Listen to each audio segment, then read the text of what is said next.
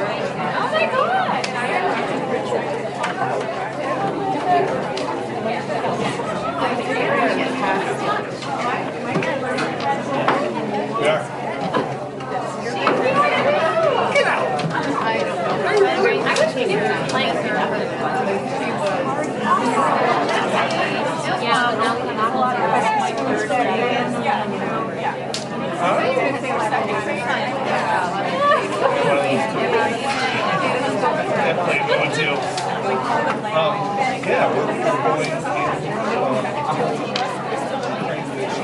leaving tomorrow or Friday at 2.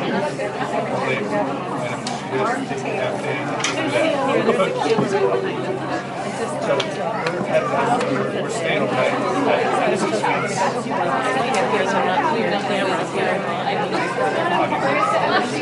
For Easter.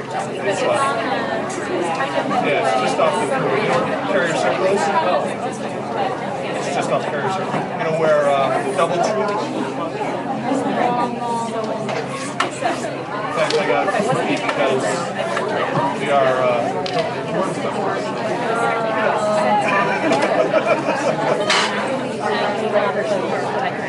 You need to call. If you want to stay, call us and see and it's the best place. We'll take advantage of it. Like Friday. Well, we're taking advantage. They shuttle you out. No, they shuttle you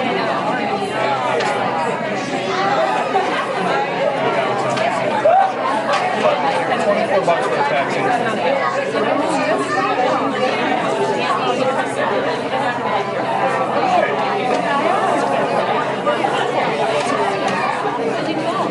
Are you going?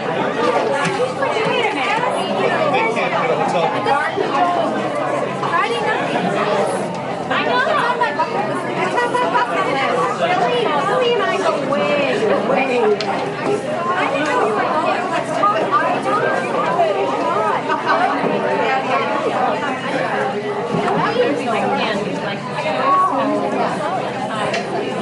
I don't know if I trust her shooting it when I get the full screen. I'm thinking about how to get a full screen because Leo figured out but I want to my own time.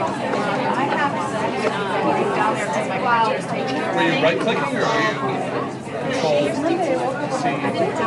When is it?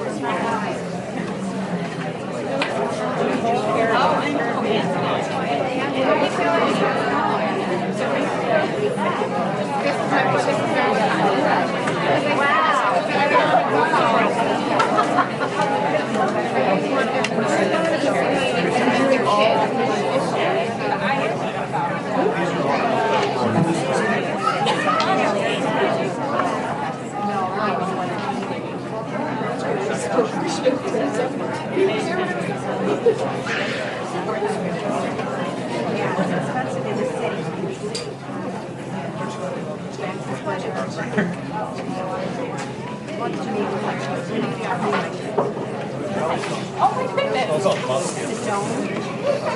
So 8 o'clock. That's sold out. No. It's like I can use it. Yeah, one night. Paul's excited. Every month. Great. My kids like having a lot of practice. Did you have a good time the other night? So,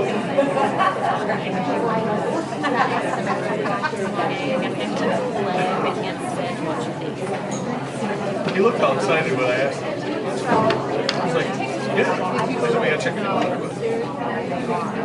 I did.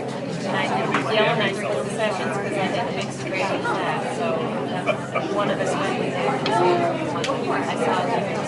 And he's then I had to. Andy said he's watching Dog Girl today. I know everything. Probably made it. He said he's going to keep it for tomorrow. The copy, that was what we were going to watch. That night, when we were going to get to work.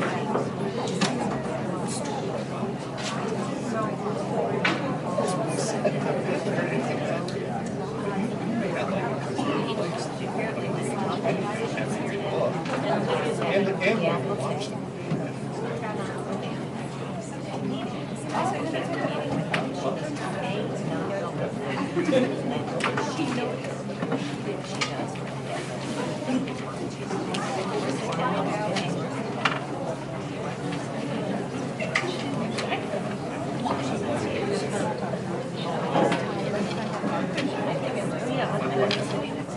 Next week.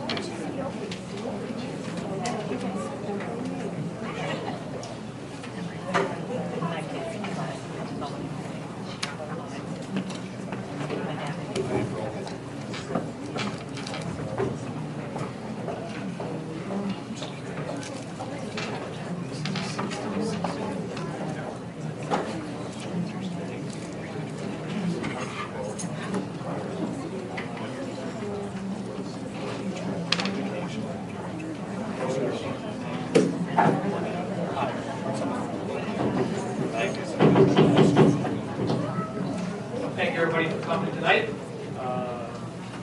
Let's call to order the meeting of the Board of Education, March 18th, 2015. First item, I need a motion to amend the agenda. This is under other board matters for motion regarding a feasibility study of the OC system. The discussion. Amended is amended. Thank you. First, we have a presentation.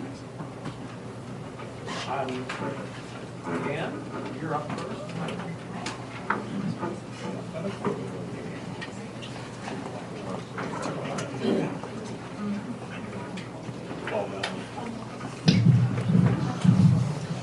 Okay, good evening. My name is Ann Olmstead, for those of you who don't know me. I've taught English here at Cooperstown for 18 years, and I am also currently the president of the Cooperstown Faculty Association.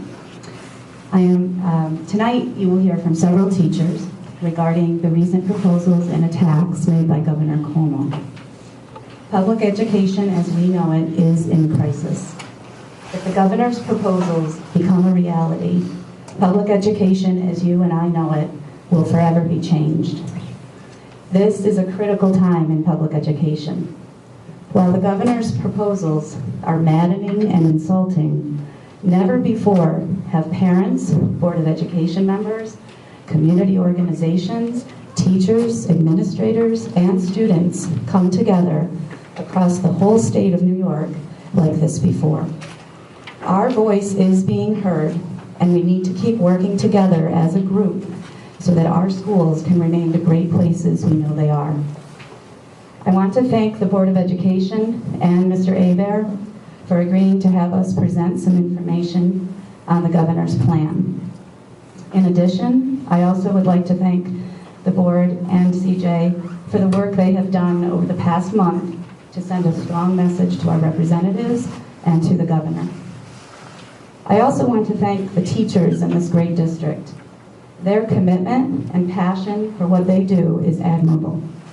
I am truly fortunate to work with an amazing group of educators who, on a daily basis, only want what is best for our students.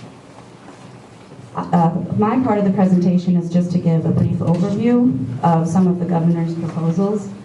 So we'll, first of all, one thing I want to go over is what we as teachers have done so far as a group. We have written several letters to our representatives in Albany. We have attended several public education rallies across the state.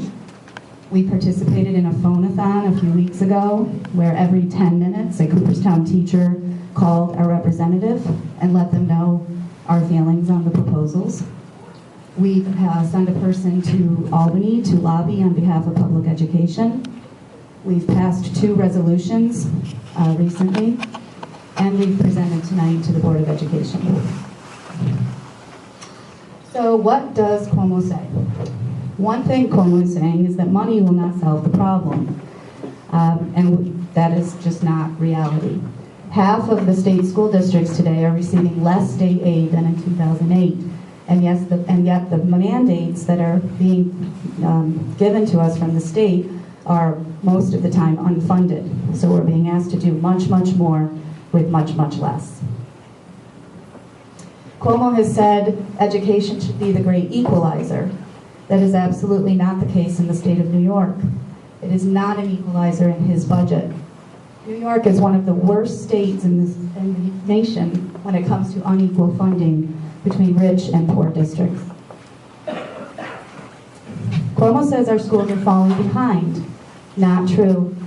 The only time that grade 3 through 8 test scores fell or dropped was when we as teachers were given the Common Core curriculum, and in the same year were expected to be tested on that Common Core curriculum.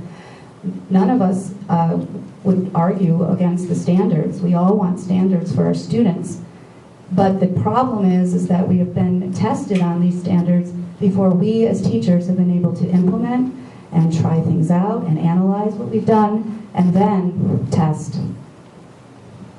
One of the craziest things is that the governor would like to take over failing schools in the state of New York. It isn't quite clear what exactly a failing school would be or how that would become a reality. But if that did happen, all local control, the Board of Education, the teacher union, the parents, no one would have a say in their school. It would simply be run by a private corporation to make the school a better learning environment. He says he wants to reduce over-testing, which is absolutely false. His budget would just do the opposite. It seeks to double the weight of the state test and standardized tests. It's really a test and punish education, and it would take away local control. Some other teachers will talk in more detail about this in a few minutes. He also wants the state to take control of teacher evaluations, where an outside evaluator would come in and evaluate us. Again, probably an expense for the district. These would be people that don't know our students, people who don't know us, or anything about our community. We need a system that strengthens our school and gives us the funding that we need for a better school. Our next speaker, I believe, right? Yeah, is CJ. He's going to speak about the gap elimination and how that affects our district. Thank you.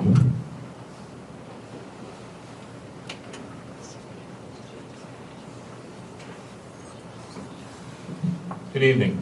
Thanks, Ann. And just to reiterate some of the points that Ann made, very pleased with, as you mentioned, how our school district and our staff and faculty have taken the Common Core and made the implementation a reality for students. And I see the results of that on a daily basis. I also see my notes in front of Ann, so I'm just going to grab those. Thank you. Thanks. It was a lot smoother than this when we practiced.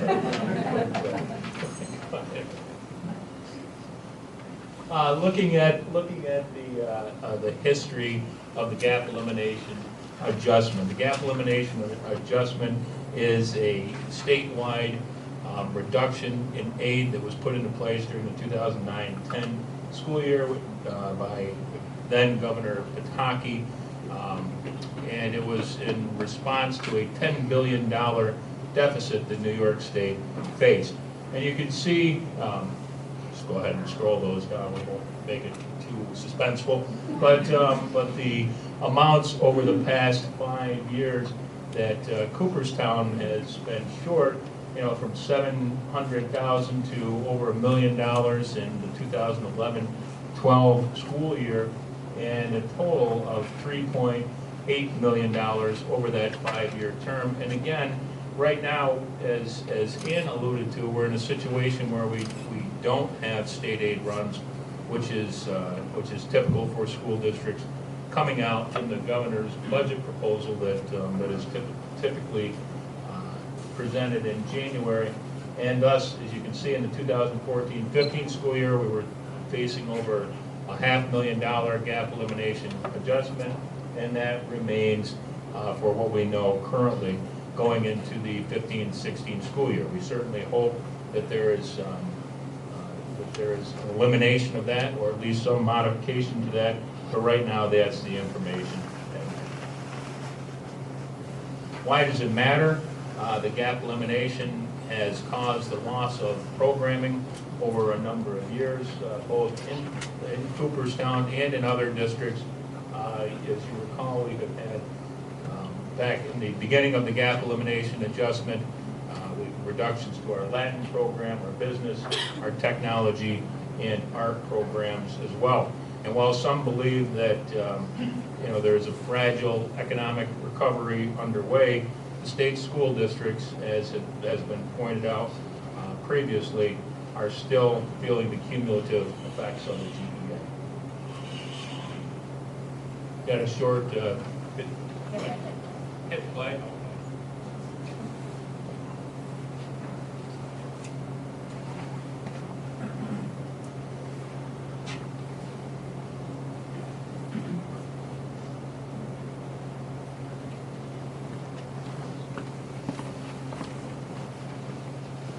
She could deliver your first grandchild. He could hire your niece at a new startup. He could keep you cheering all March long. She could design the shuttle that makes you want to fly. New York children, our children, are full of potential and dreams. We want them to achieve that potential and make a difference here at home, across our state, and throughout the world. The key is education. There aren't many things that are more important to that idea of economic mobility, the idea that you can make it if you try, than a good education. Yet gone are the days when simply mastering the 3 R's could get you into a great college or career. Today, students need to challenge themselves creatively and be critical thinkers, good communicators, and innovative problem solvers if they hope to compete for the best schools and jobs. They not only have to meet higher education standards than ever before, they also have to graduate with more high-level learning experiences if they have any hope of being competitive with today's colleges and employers.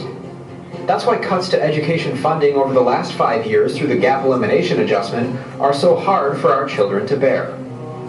School districts in New York State have now lost a combined $9.53 billion in promised state aid to the GEA, a tactic used to balance past deficits in the state budget. In some cases, quality educational programs have been systematically dismantled. Opportunities for students, our children, our community, have been lost. Not every district in our region is on the brink of disaster, but the reality is there are some that have already been crippled by this continuous loss of state aid, and many other districts, suburban, urban, and rural alike, are following close behind. And despite talk of a projected state budget surplus of $6.2 billion next year, there is no end to the GEA in sight. Making matters worse, a national report card on school funding in all 50 states gave New York high marks for funding adequacy and statewide effort, but it earned a grade of F for funding distribution. New York is an interesting state, high spending, deeply regressive still. The kinds of disparities we saw in New Jersey and in Massachusetts 20, 30 years ago. For schools in this region and many others like us across the state, that means when legislators helped us by restoring some of the funding lost to the GEA last year, not nearly enough made it to the schools that needed it the most. Already, schools across the state are bracing for another year of unpopular to untenable budget cuts, which will further diminish opportunities for the children we serve. Our children can't afford to wait another year for the GEA to end. Communities and schools must work together now to ensure that a whole generation of children aren't shortchanged when it comes to their future. Parents, teachers, taxpayers, administrators, board members, business leaders, and legislators, now is the time to act. Get involved. Learn more about the issues by contacting your district. Advocate with your elected officials.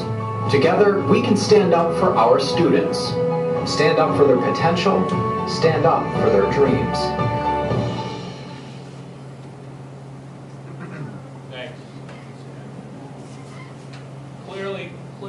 folks, we are a district that is very fortunate. We have been able to maintain our programs. For that matter, we have, I thank the board for their commitment to strengthening programs and having the foresight to look at where we want to go in the future as well. But again, the gap elimination is a serious consideration that we all have to keep in perspective.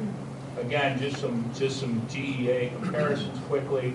Looking at the current GEA, as I mentioned before, the 5-year total. What is it as a percentage of our budget? It's over 3% of the total district budget for the current year.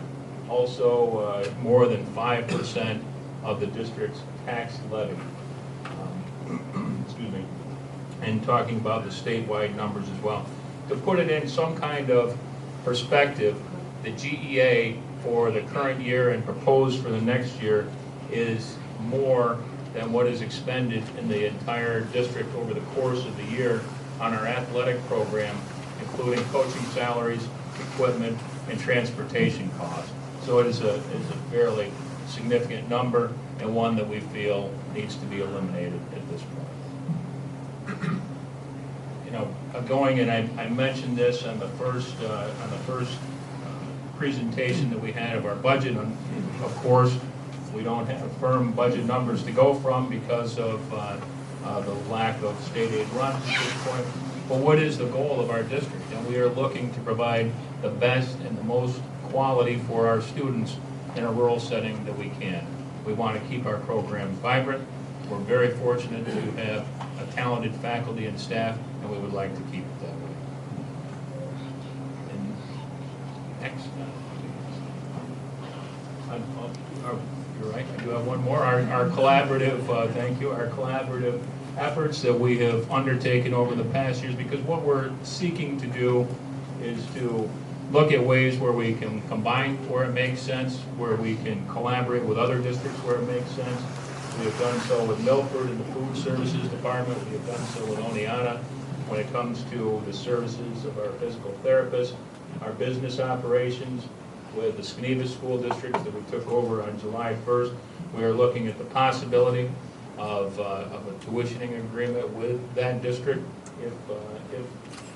If that becomes a reality, I think we could offer some viable options for their district and for their students, because I believe that we have a quality educational system and we'd like to share those benefits with others. One of the things to keep in mind as we look towards the future is the enrollment in all of the schools, in our 19 schools, in the 19 components of the ONC BOCES, or the Otsego Northern Catskills. Those enrollments are shrinking in those school districts, and as those numbers continue to decrease, other school districts are likely to look for strong programming options, and I think it's imperative that the Cooperstown Central School District continue to look into the future and look at keeping our programs, again, strong, vibrant, and continue to grow those opportunities that are going to make our students college and career ready. And again, I won't belabor the point, but it's time for the GEA to end in total. Mrs. Butler and Mrs. Raymeyer, I think you're up next.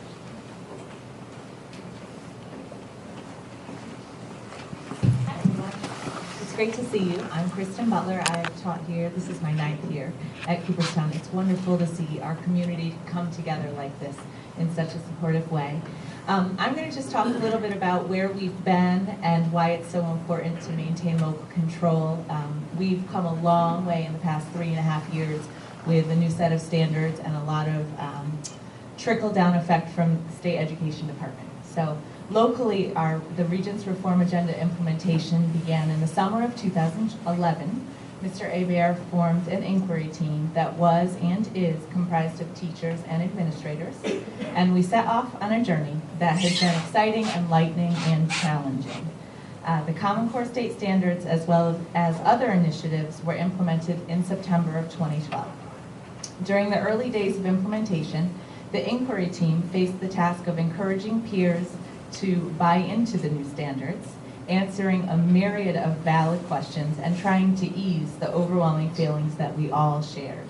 However, with professional development and peer support, we have been teaching the new standards with fidelity, and students are making gains. Our district was so successful in supporting teachers and students that the elementary school was named a high progress reward school for increased student achievement and closing gaps in student performance on New York State tests for the first year of implementation, 2012 to 13, by the State Education Department.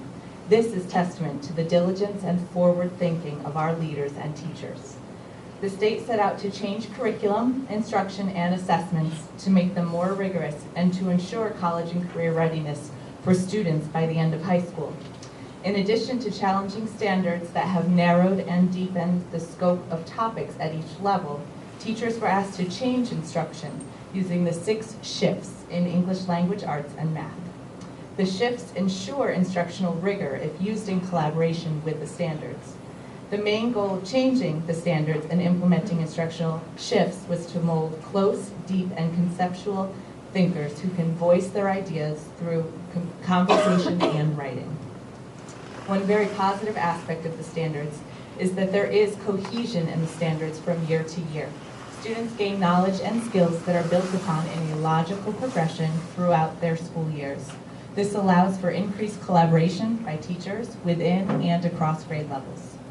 One concern and drawback that we have collectively faced is that the standards are one-size-fits-all, and with a brisk rollout, some students have struggled to keep up with the pace and close gaps that have become evident. Teachers provide instructional support and scaffolding for students who may not be developmentally ready for the complexities of the new standards, and to be certain that we are addressing needs of students who are at risk. While implementation of standards and the shifts seem to be more than enough of a change, data-driven instruction was also a new focus. Great teachers inherently assess, monitor, and tweak instruction based upon minute-by-minute interactions with students. Data-driven instruction requires that we as teachers have valid tools for instruction, that we meet regularly to assess student progress, and that our plans for meeting student needs are documented and actionable. We as a district have responded to student needs with more small group instruction, modifying how academic intervention services are providing more differentiated instruction, adding some homogeneously grouped classes, and beginning labs at the secondary level. As a district that was progressive and proactive in planning to create as smooth a transition as possible given the rushed rollout of the standards, we've been lucky to keep much of our professional freedom to teach in our own unique ways. In the elementary school, we've been using Pearson materials that are consistent with the standards for 4 or more years. In the early days of rollout, the inquiry team attended many professional development trainings from the BOCES network team, which allowed us to sift through the materials that was most important in our district's plan to turnkey the information locally. We have collaborated to share additional resources that individual teachers have found useful when planning curriculum and supplementing the materials that the district has purchased. Additionally, some pieces of the curriculum modules provided by the state, have been useful in planning instruction. Locally, we've been using different strategies to develop students' academic vocabulary skills over the past year and a half. Maintaining local control over the curriculum and assessments used to monitor and track student progress is imperative to successful implementation of the new learning standards.